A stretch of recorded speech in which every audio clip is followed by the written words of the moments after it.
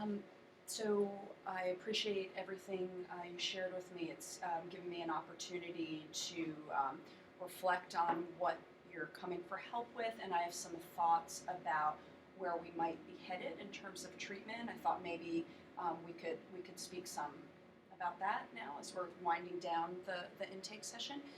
So you described to me that you've been having panic attacks off and on for about 10 years, and there's a number of situations that you avoid because you're afraid of having panic attacks. Is that right? Like flying and grocery stores? Mainly because in those situations is where I've had panic attacks before, so if I go back, I'll have another. Mm-hmm. It's just too scary. Okay, so that's the fear is that you'd have another panic attack like you have had in the past, and that whole experience is very frightening. Yeah. Okay. I mean, if I'm on a plane and I have a panic attack, what am I going to do? I'm on the plane, I'm stuck. Mm-hmm. Yep. Okay. Okay. So I have a few thoughts to share with you. So one thing I wanted to share is that panic attacks themselves are really rather common. Actually, about 1 in 3 people have at least one of them during their lives.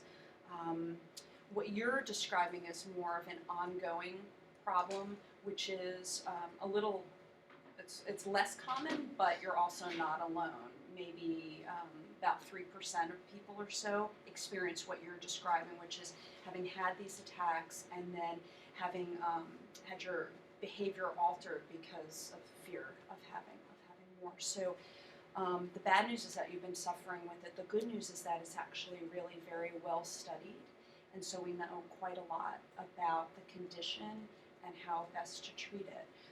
So let me ask you, what, if anything, have you read or heard about the treatment of this sort of anxiety problem? Have you gathered any information on that, or no?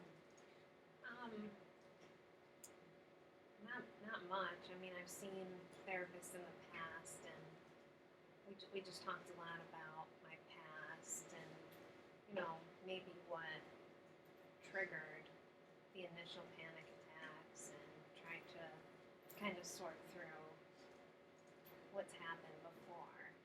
Okay. So that's what we did. Okay, and that has not been helpful thus far? Not with the frequency of the panic attacks, but I think part of it was helpful going and talking. Mm-hmm. Okay, okay.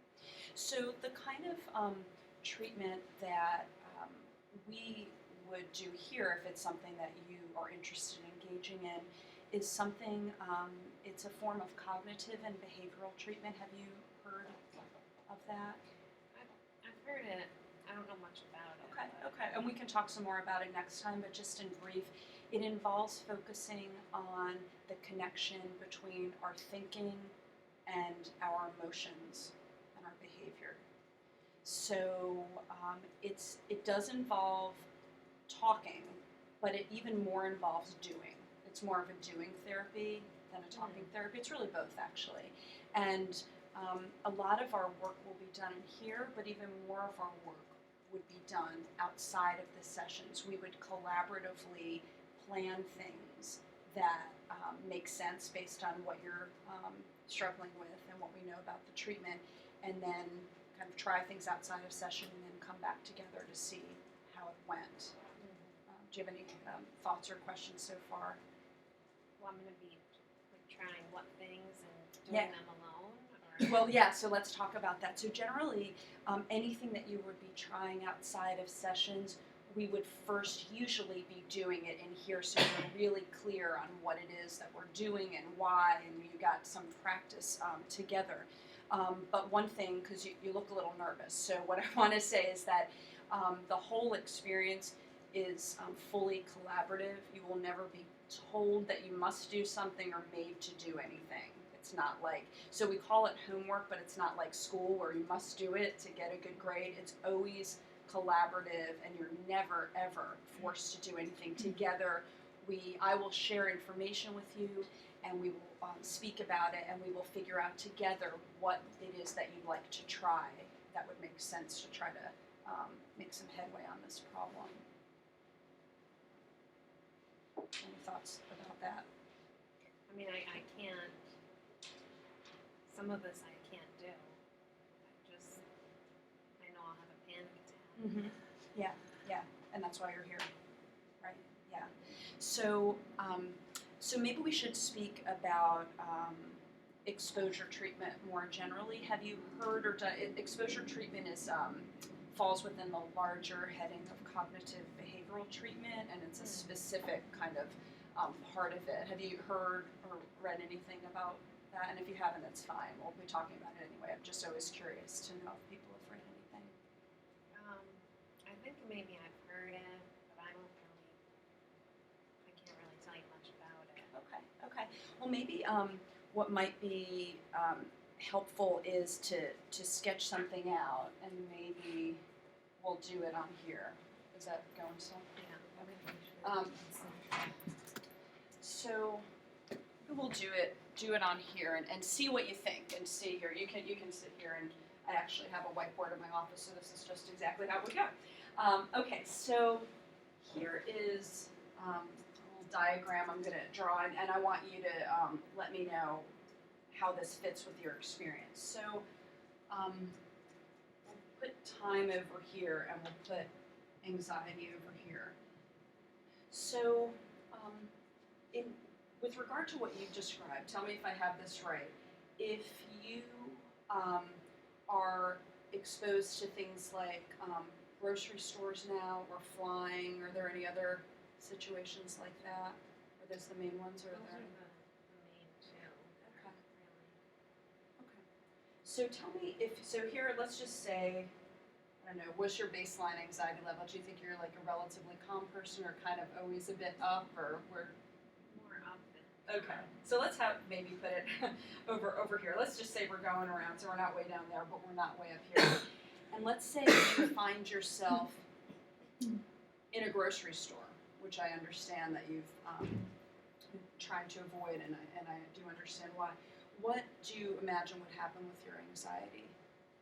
Oh, and It would just go way up, and then right? I'm exhausted after. Yeah, it is exhausting. You feel like you've run a race or something, right? Yeah.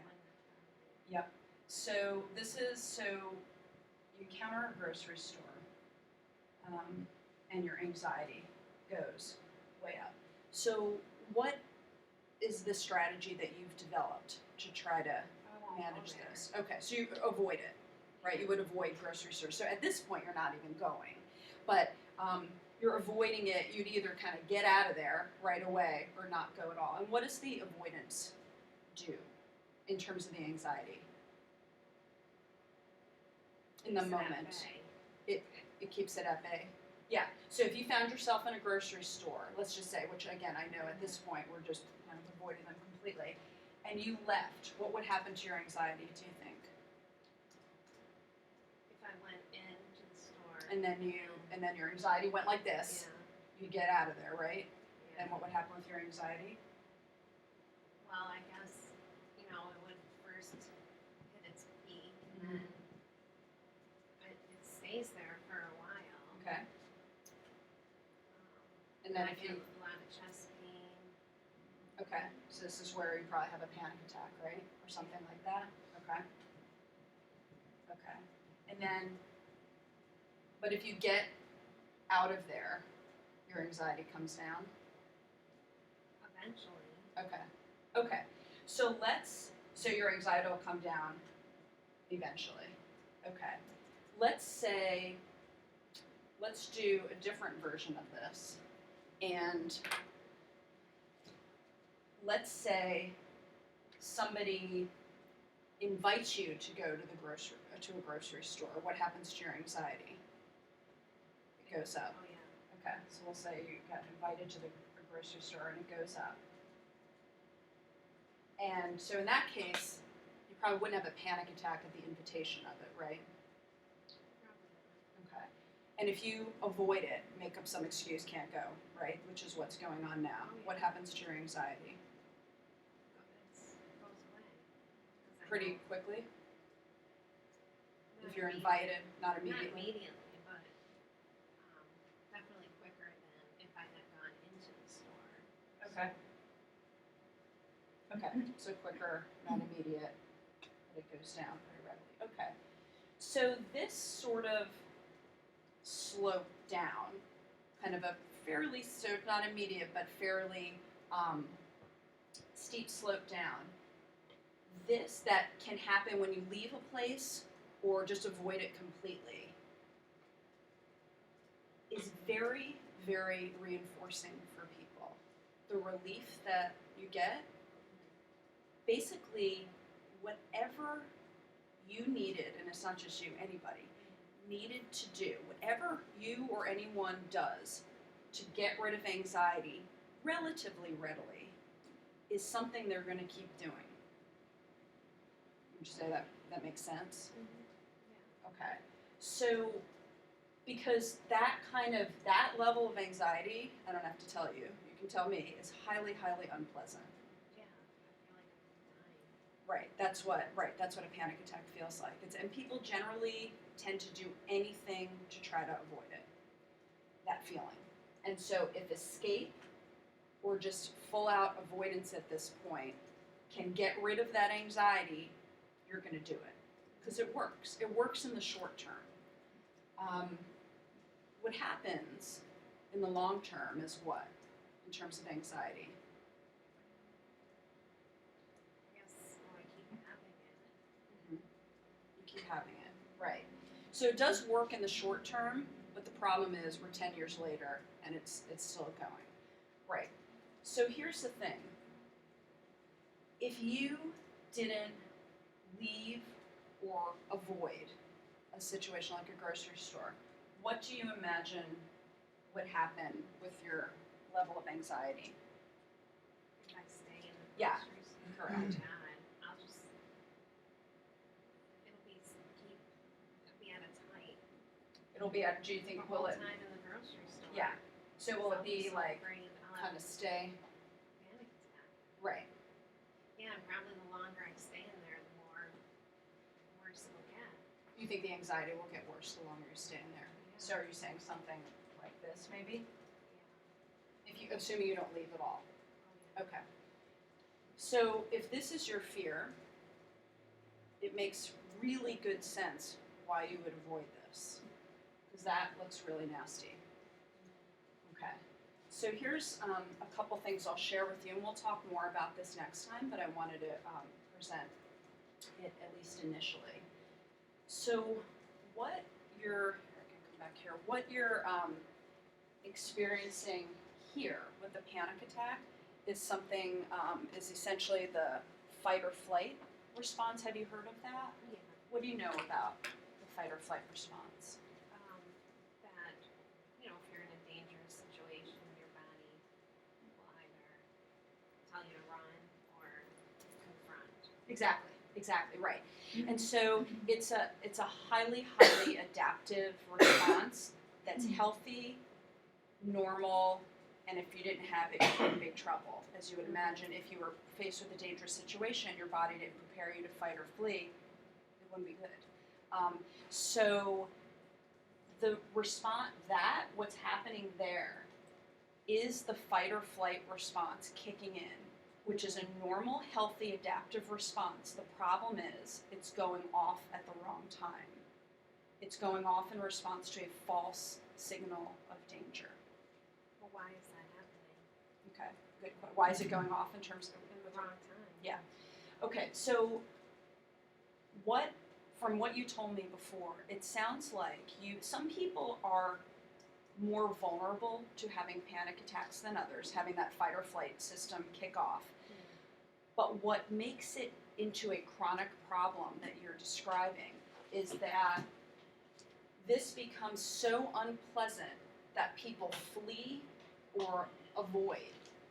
And so they get what we call conditioned to, when they're exposed to this situation, they just try to get out of it or avoid it in the first place. And so the more they do that, the more it kind of digs in this response.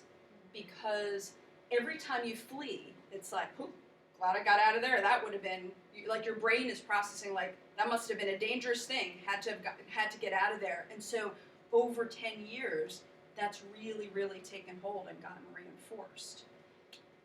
So, what do you imagine? Okay, so actually, before I ask you, did you have a question for me? Yeah. Yeah. Well, why do you think my body tried to flee rather than fight?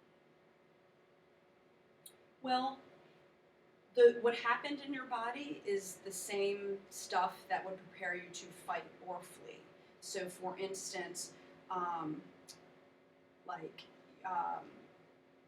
I don't know if you felt like lightheaded. What happens is blood rushes from your head to your big muscles to get ready to fight or flee.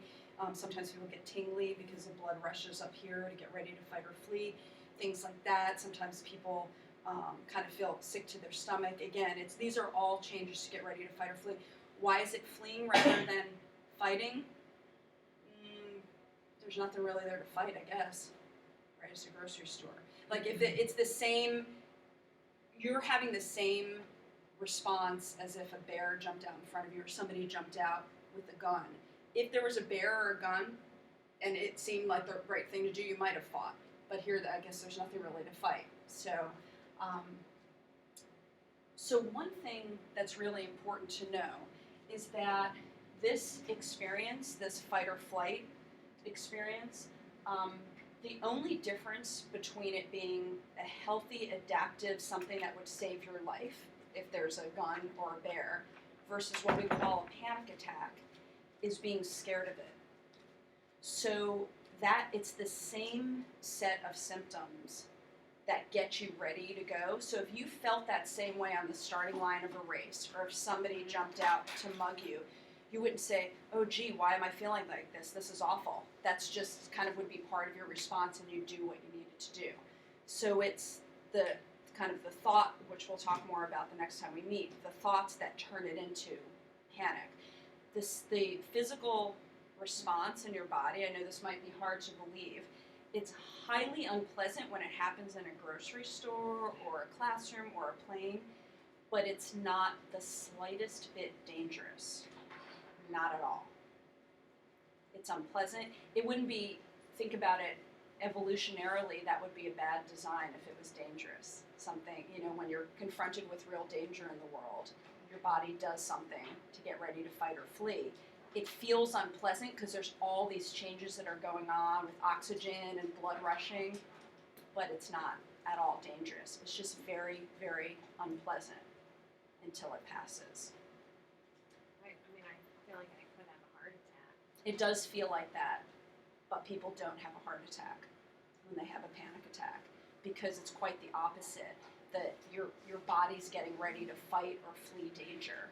So the human species wouldn't exist very well if when that happened they actually had a heart attack. It does feel, because so much is, anything's possible, but panic attacks are not linked to heart attacks. So anything is possible, but it's not something that we see.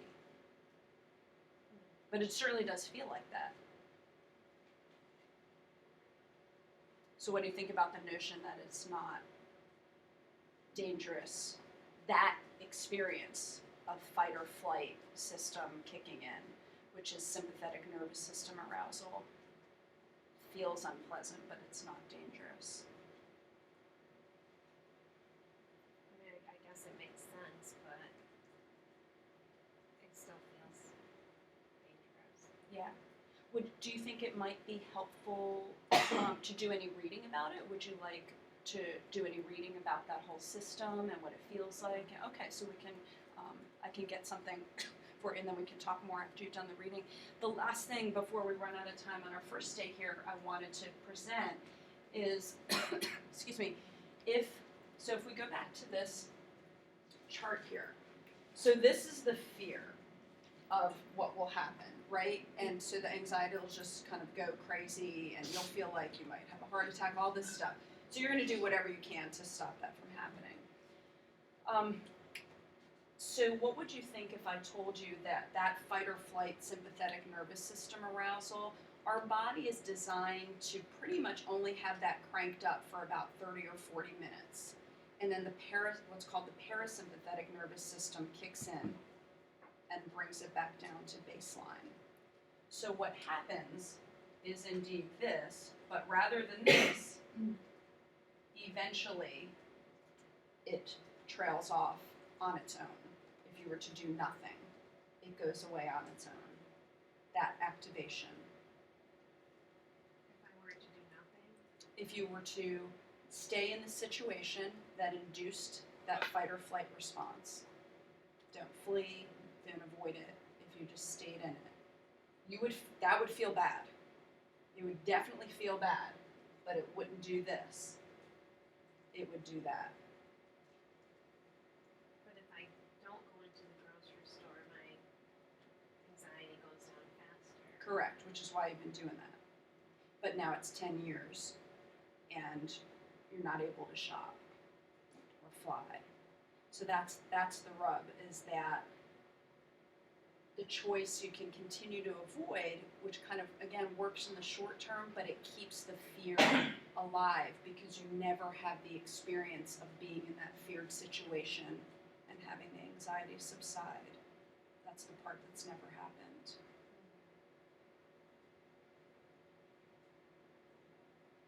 What are your thoughts on this crazy idea?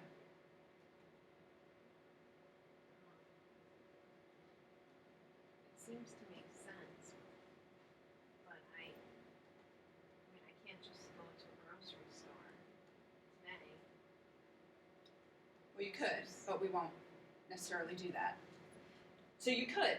This would happen, but we don't necessarily have to go that route. In order to get out of the 10-year stuck situation you're in, everything, and again, nothing's guaranteed.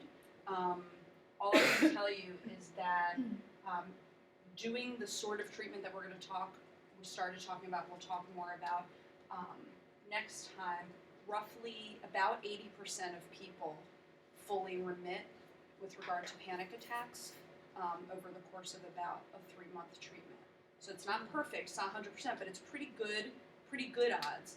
But it does involve doing unpleasant, frightening things like this. And if it didn't, you probably would have done it yourself by now.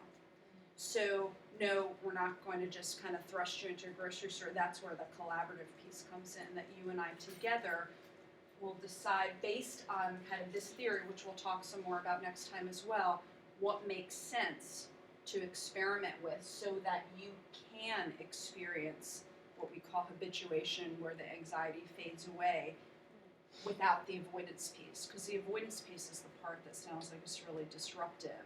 And ironically, the avoidance part, besides being disruptive, actually makes it more likely that the panic attacks will occur. Because kind of anything that you flee from tends to bounce back in our face. So 80%. So that means I could go through all of this and it may not work. Correct. That's right. The odds are with us, but it is definitely not a guarantee. Good odds, but not perfect. Yeah. So if you did, let's just take that worst case scenario. If you went through all that and it didn't work, then what? Would you feel like you're better off, worse off, or? All this for nothing. Mm-hmm. Yeah, it's definitely a risk.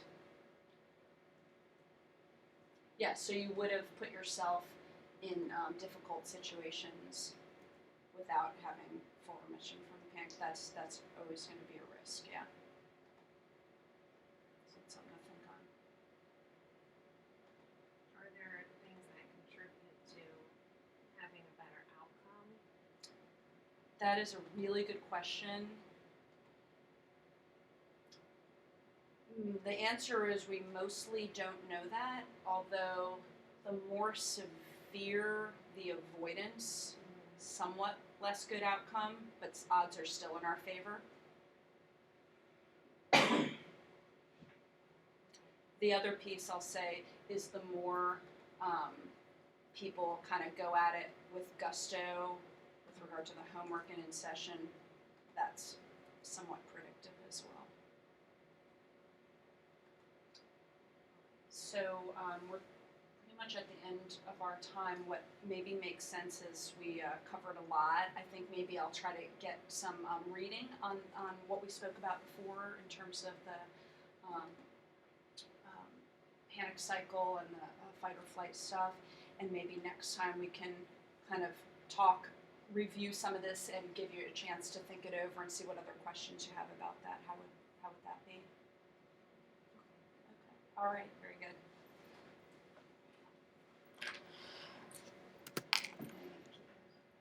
Okay.